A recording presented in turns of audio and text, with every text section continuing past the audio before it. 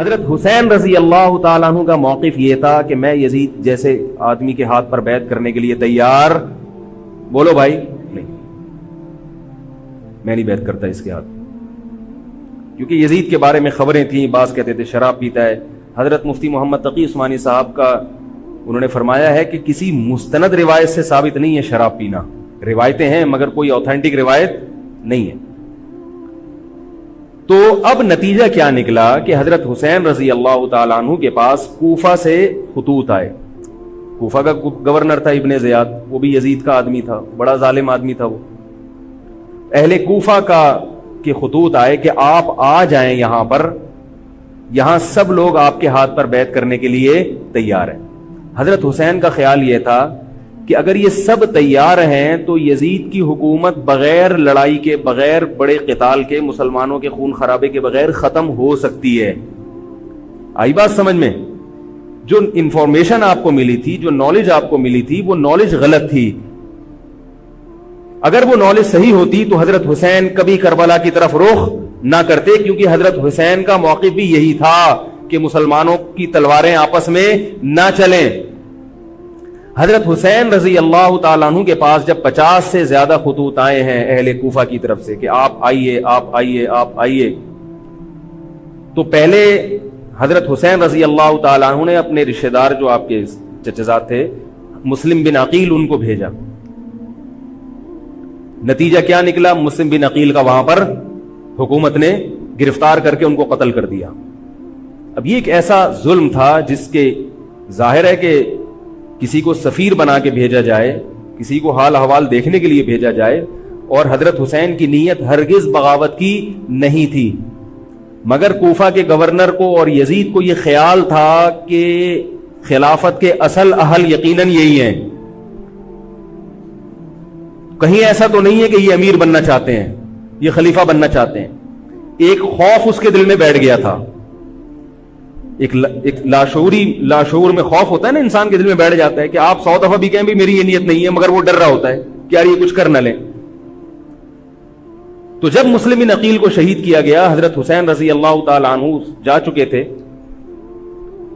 جب حضرت حسین رضی اللہ تعالیٰ عنہ کوفہ کی طرف جا رہے تھے، بہت سارے صحابہ نے آپ کو منع کیا، جن میں عبداللہ ابن عمر رضی اللہ تعالیٰ عنہ بھی تھے، عبداللہ ابن عباس رضی اللہ تعالیٰ عنہ بھی، کہ آپ یہ کام نہ کریں. بعض نے تو کہا کہ ہمیں آپ کی شہادت کا یقین ہے، کیونکہ جس حالات میں آپ جا رہے ہیں حکومت یہ سمجھے گی کہ بغاوت کرنے آ رہے ہیں، لہذا وہ آپ کو کیا کرے گی؟ اس بیس پہ قتل نہیں کرے گی کہ آپ نواسہ رسول ہیں، کیونکہ وہ بھی مسلمان تھے. اس بیس پہ قتل کرے گی کہ آپ کی نیت کیا ہے؟ حکومت کے خلاف بغاوت. تو ان کے پاس ایک اپنے آپ کو برحق ثابت کرنے کے لیے ایک دلیل ہوگی کہ حکومت کا باغی جو بھی ہو اسے کیا کر دو؟ قتل. رسول اللہ صلی اللہ علیہ وسلم نے فرمایا، صحیح حدیث ہے، کہ جب مسلمان کسی ایک امیر پہ جمع ہو جائیں تو اس کے خلاف جو بھی اٹھے، نبی نے فرمایا اس کو قتل کر دو، کائنم من کان، چاہے وہ اس کے خلاف اٹھنے والا کتنا ہی نیک کیوں نہ ہو. یہ حدیث کے الفاظ ہیں. حضرت حسین کا موقف یہ تھا کہ میں نے ابھی تک یزید کی خلافت اور حکومت کو تسلیم نہیں کیا، لہذا میں اس وعید میں داخل نہیں ہوں. اب ہوا یہ کہ حضرت حسین رضی اللہ تعالی عنہ جب گئے ہیں اور کربلا کے مقام پہ پہنچے ہیں، تو وہاں آپ رضی اللہ تعالیٰ عنہ کو مسلم بن عقیل کی شہادت کا بھی پتہ چلا، اور اندازہ ہوا، میں بہت شارٹ کر کے سنا رہا ہوں، اندازہ ہوا کہ حالات ایسے نہیں ہیں جیسے میں سمجھ رہا تھا. عبید اللہ جو ابن زیاد تھا بدبخت، اس نے حضرت حسین کو یہ کہا کہ بغیر کسی شرط کے حضرت حسین کو گرفتار کر کے لاؤ اور میرے ہاتھ پر بیعت کراؤ. یہ رسول اللہ صلی اللہ علیہ وسلم کے نواسے کی توہین تھی کہ آپ صلی اللہ علیہ وسلم کے نواسے ہیں اور ان کے ساتھ ایسے معاملہ کیا جائے جیسے ایک عام شخص کے ساتھ معاملہ کرتے ہیں. ان کو گرفتار کر کے معاذ اللہ گھسیٹ کے لاؤ اور میرے ہاتھ پر بیعت پر کیا کرو، ان کو مجبور کرو. حضرت حسین رضی اللہ تعالیٰ عنہ کا کربلا کے میدان میں موقف یہ تھا کہ میں اگر بیعت ہوں گا تو ڈائریکٹ یزید کے ہاتھ پہ بیعت ہوں گا جو مسلمانوں کا خلیفہ ہے، ابن زیاد کے ہاتھ پر بیعت نہیں ہوں گا. یہ بھی اس تاریخ کا ایک اہم پہلو ہے کہ حضرت حسین نے کوفہ جانے کا ارادہ ترک کر دیا اور کربلا سے شام جانے کا آپ رضی اللہ تعالیٰ عنہ نے ارادہ کر لیا. اور بعض مورخین نے لکھا ہے کہ حضرت حسین جو واپس آ رہے تھے تو وہ کربلا سے گزر رہے تھے, وہ واپسی کا راستہ ہی شام کا راستہ ہے. نہیں یاری بات میرا خیال ہے سمجھ, وہ جس ٹریک پر چل رہے تھے وہ راستہ کون سا ہے, وہ شام کو جاتا ہے. یہ اس کی علامت ہے کہ آپ یزید سے ملاقات کے لیے, مذاکرات کے لیے تیار, بولو بھائی, ہو چکے تھے. کہ میں خود براہ راست یزید سے مل کے حال احوال دیکھتا ہوں, اگر مجھے سمجھ میں آیا تو میں اس کے ہاتھ میں بیعت ہو جاؤں گا. حضرت حسین رضی اللہ تعالی عنہ کا مقصد حکومت کے خلاف تلوار اٹھانا, بولو بھائی, نہیں تھا, ورنہ وہ اس کے لیے تیار نہ ہوتے. مگر جو ابن زیاد تھا اس نے حضرت حسین رضی اللہ تعالی عنہ اور آپ کے ساتھ جتنے اہل بیت تھے ان پر ظلم یہ کیا اس بدبخت نے کہ اس نے انہیں شام جانے کا راستہ نہیں دیا, اور اس میں اپنی توہین محسوس کی کہ میرے ہاتھ پر بیعت کیوں نہیں ہو رہے, اور لشکر بھیجا جس لشکر نے چاروں طرف سے حضرت حسین رضی اللہ تعالیٰ عنہ کو گھیرا. حضرت حسین نے کہا کہ میں عزت کی جو موت ہے اس کو ذلت کی زندگی پر ترجیح دیتا ہوں. کوئی بھی غیرت مند ہوتا تو اس وقت یہی کرتا کہ بھئی جب میں اپنے دعوے سے بھی دستبردار ہو گیا اور میں شام جانے کے لیے بھی تیار ہو گیا, اب میرا راستہ روکنے کی کیا حقیقت ہے. اللہ تعالی کوفہ کے گورنر کے ذریعے حضرت حسین کا قتل کروانا چاہتے تھے تاکہ اس کی بدبختی ساری دنیا کے سامنے ظاہر ہو جائے. اگر حضرت حسین پھر بھی تلوار چلاتے, پھر بھی لڑتے, تو حضرت حسین پر یہ الزام لگایا جا سکتا تھا کہ معاذ اللہ آپ باغیوں میں ہیں. تو اللہ تعالیٰ نے اپنے نبی کے نواسے کو اس الزام سے محفوظ رکھا اور آپ نے لڑائی کا ارادہ ترک کر دیا. حضرت حسین نے کربلا کے میدان میں جو لڑائی لڑی ہے وہ اقدامی لڑائی نہیں تھی, وہ دفاعی لڑائی تھی. دیکھو جب حکومت آپ کو گھیر لے چاروں طرف سے, آپ کہیں ٹھیک ہے بھائی میں لڑائی سے دستبردار ہوتا ہوں, مجھے میرے گھر جانے دو.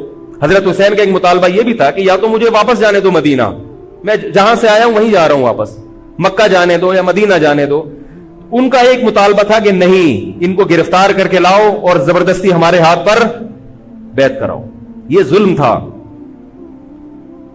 نتیجہ کیا نکلا ہے کہ کربلا کے میدان میں آپ کو گھیر کر آپ کو بھی شہید کر دیا گیا, اور جتنے اہل بیت تھے مرد سوائے امام زین العابدین کے جو حضرت حسین رضی اللہ, حضرت حسن کے بیٹے تھے, ان کے علاوہ جتنے بھی اہل بیت تھے ان سب کو قتل کر دیا گیا. اور یہ اسلامی تاریخ پر ایک بدنما داغ ہے یہ واقعہ کہ ایک اسلامی حکومت تھی اور اس کے اسلامی حکمران تھے, اور ان حکمرانوں کے ہاتھوں محمد صلی اللہ علیہ وسلم کے نواسے کا سر جو ہے وہ گردن اڑائی گئی ہے. مجھ سے خدا کی قسم یہ الفاظ ادا نہیں ہو رہے, میں اپنے جذبات پہ بہت زیادہ کنٹرول کر رہا ہوں. وہ منظر کیا ہوگا کہ جب نبی صلی اللہ علیہ وسلم کے نواسے, آپ صلی اللہ علیہ وسلم کے نواسے کی گردن اڑائی گئی ہو. تو یہ بہت ایک اسلامی تاریخ میں ایک بدترین واقعہ ہے. لیکن بات یہ ہے کہ جب یہ واقعہ ہو گیا اور قتل کر دیا گیا, باقی جتنے بھی جو زندہ بچے تھے اہل بیت وہ یزید کے پاس لے جائے گئے. روایات میں آتا ہے کہ یزید نے ان کا اکرام کیا اور ان کو عزت کے ساتھ تحفے تحائف دے کر واپس کیا.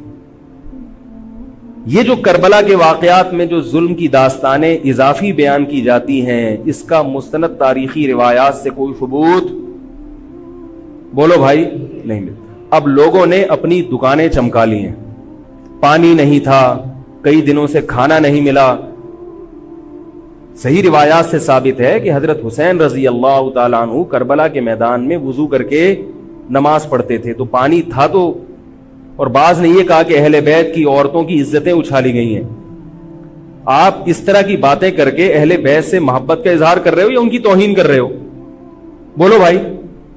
اگر کوئی عزت دار پاک دامن عورت ہو, بالفرض اس کی عزت پہ ڈاکہ ڈلتا ہے, بالفرض, تو آپ اس بات کو چھپاؤ گے نا, آپ جھوٹ بولو گے, بولو گے نہیں بھائی اس کی عزت پہ کوئی آنچ نہیں آئی ہے. کیونکہ جب عورت کی عزت کو آپ کوئی تار تار کر دے اور آپ ممبر پہ بیٹھ کے اس کو بتا دو, تو وہ عزت تار تار ہونے سے اتنی بے عزتی نہیں ہوگی جتنی اس بات کو بیان کرنے سے اس کی بے عزتی ہوگی. حقیقت یہ ہے کہ کسی مستند روایت سے ثابت نہیں ہے کہ اہل بیت کی عورتوں کی عزتوں کو اچھالا گیا. وہ نبی کے گھرانے کی عورتیں تھیں, ان کا ناخن بھی کوئی نامحرم مرد نہیں دیکھ پاتا تھا. دوپٹہ اتر گیا زینب کا اور زینب کی چادر چھن گئی. یہ سب غلط ہے, یہ سب من گھڑت باتیں ہیں. چونکہ وہ بہرحال مسلمان تھے جو حضرت حسین کے خلاف لڑ رہے تھے, ظالم تھے, اس میں کوئی شک نہیں ہے. اس سے بڑا ظلم اس کائنات میں ہوا نہیں ہوگا کہ ایک شخص جو اپنے آپ کو مسلمان کہتا ہے اور وہ نبی کے نواسے کو قتل کر دے اور اہل بیت کو قتل کر دے. اسلامی سیاست میں اتنی گندی تاریخ ہمیں کبھی بھی نہیں ملتی.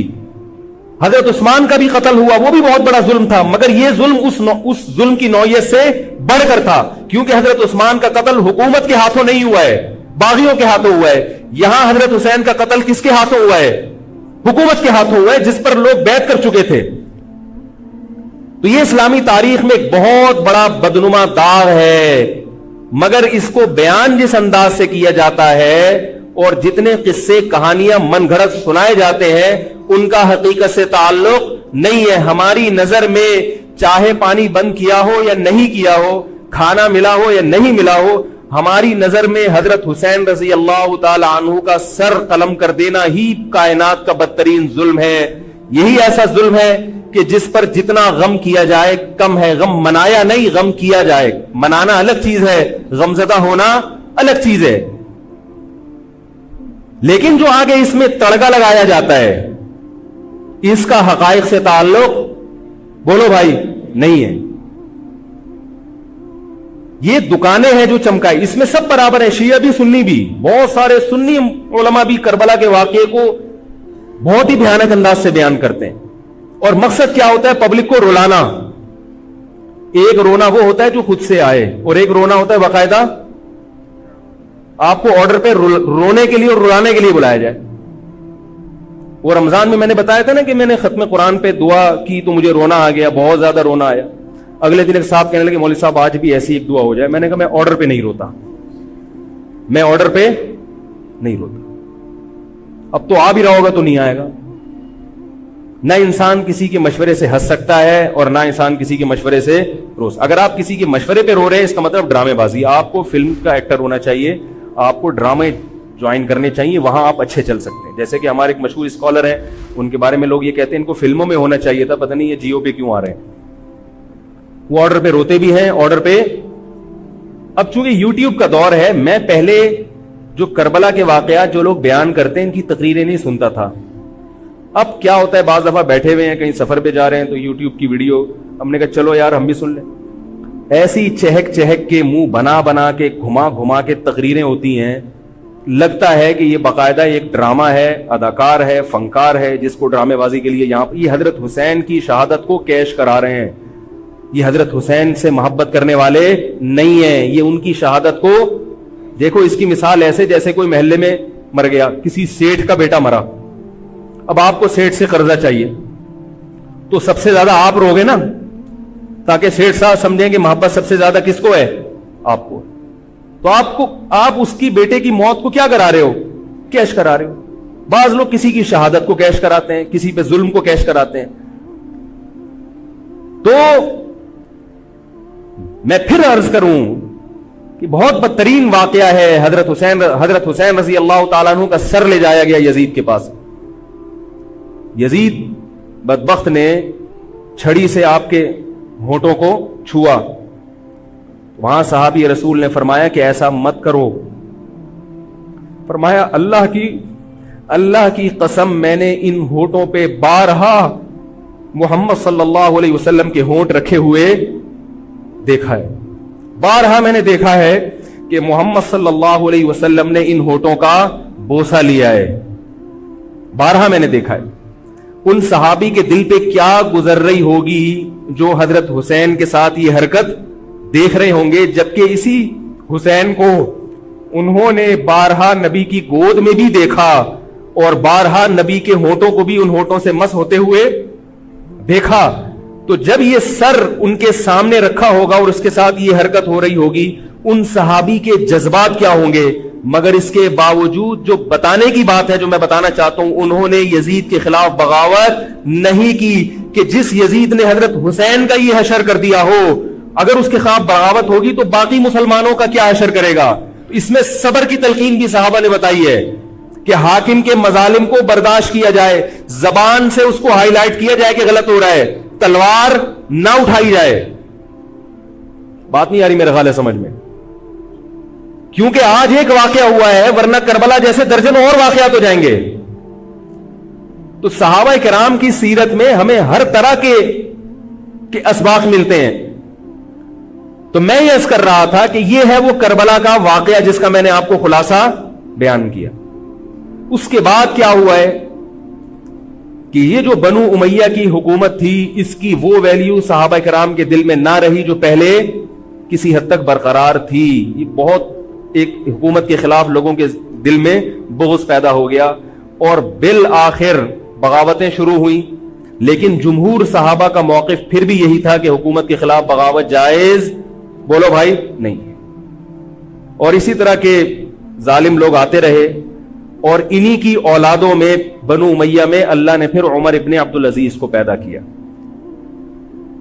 عمر ابن عبدالعزیز بھی انہی ظالم لوگوں کی اولاد تھے, مگر اسلام چونکہ قیامت تک رہنے کے لیے آیا ہے تو اللہ کو اپنا دین محبوب ہے, اللہ غیب سے انتظام کرتے ہیں. عمر ابن عبدالعزیز جیسے ہی حکومت میں آئے ہیں, خلیفہ بنے ہیں, آپ رضی اللہ تعالی عنہ نے وہ بنو امیہ کی جو جاہلانہ چیزیں تھیں ان سب کو ختم کر دیا. حکومتی ملکیت کو جو ذاتی خزانہ لوگ سمجھنا شروع کر دیا تھا اس کو ختم کیا. عمر بن عبدالعزیز کی ایک تاریخ ہے, ان کو 5واں خلیفہ راشد کہا جاتا ہے. علم حدیث کو مرتب کیا گیا, فقہ کو مرتب کیا گیا, حدیث کا علم ضائع ہو رہا تھا. آپ نے حکم دیا کہ اکتب ما کان من حدیث رسول اللہ صلی اللہ علیہ وسلم فإنی اخاف ضیاع العلم والعلماء. فرمایا مجھے علم اور علماء کے ضائع ہونے کا خطرہ ہے, محمد صلی اللہ علیہ وسلم کی حدیثوں کو ریٹن فارم میں لایا جائے. تو باقاعدہ پھر حدیث کو باقاعدہ جمع کیا گیا کتابوں کی شکل میں, اور آج ہمارے پاس وہ حدیث محفوظ ہیں.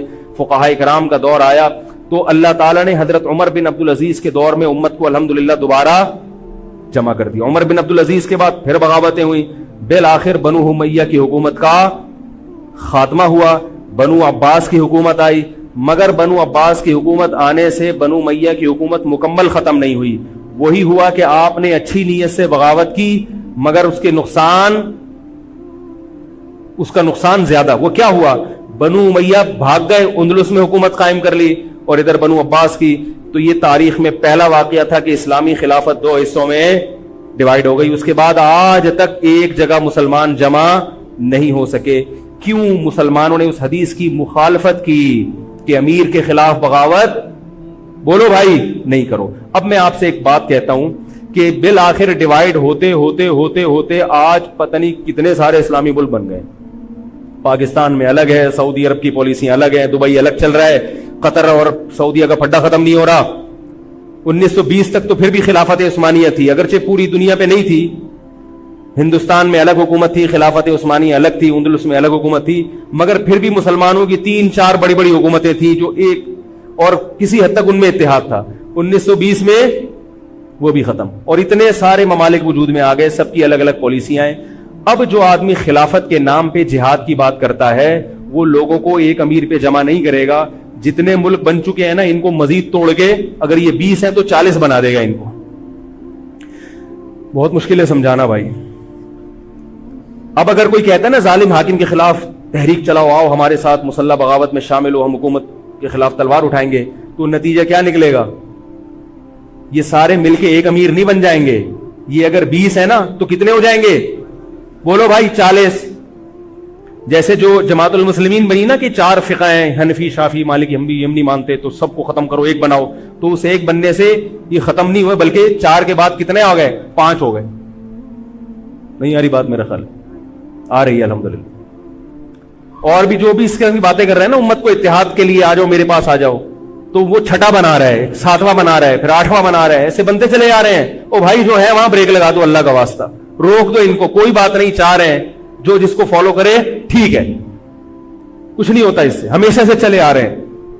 تو اب اگر ایک خلیفہ نہیں ہے, ہونا تو چاہیے ایک ہی خلیفہ, نہیں ہے تو جو ہے اسی پہ گزارا کرو, ورنہ اس سے بھی جاؤ گے, اس سے بھی جاؤ گے. تمہاری کوئی مضبوط طاقت اور قوت ہوگی نہیں. کافر جب چاہے گا تمہیں ٹیشو پیپر کی طرح استعمال کر کے پھینک دے گا.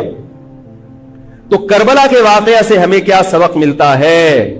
علامہ ابن تیمیہ رحمہ اللہ تعالی فرماتے ہیں کہ جمہور صحابہ کی جو رائے تھی، حضرت حسین رضی اللہ تعالیٰ عنہ کی بھی اپنی ایک رائے تھی، مگر ابن تیمیہ رحمہ اللہ فرماتے ہیں کہ اگر حضرت حسین رضی اللہ تعالی عنہ کربلا کی طرف خروج نہ کرتے تو ابن تیمیہ کی رائے یہ ہے کہ یہ زیادہ بہتر تھا. اب آپ کہیں گے کہ صحابی رسول کی رائے سے اختلاف کر رہے ہیں، نہ وہ کہہ رہے ہیں وہ جو جمہور صحابہ تھے جو حضرت حسین کو منع کر رہے تھے وہ بھی تو صحابہ تھے. حضرت حسن بھی تو صحابی تھے. حضرت حسن نے حضرت معاویہ کے خلاف لڑائی نہیں لڑی. تو صحابہ کی دو رائے تھی، جمہور ایک طرف تھے. تو فرماتے ہیں اگر یہ نہ ہوتا تو زیادہ بہتر تھا. لیکن حضرت حسین رضی اللہ تعالی عنہ کے بارے میں ہمارا موقف یہ ہے کہ وہ یہ سب کچھ اس وقت کے جو حالات تھے اس میں کوئی بھی ہوتا اور غیرت مند ہوتا تو وہ یہ کرنے پر مجبور تھا. اور اس میں دھوکہ کس نے دیا حضرت حسین کو؟ اہل کوفہ نے، جس کا حضرت حسین کو علم نہیں ہو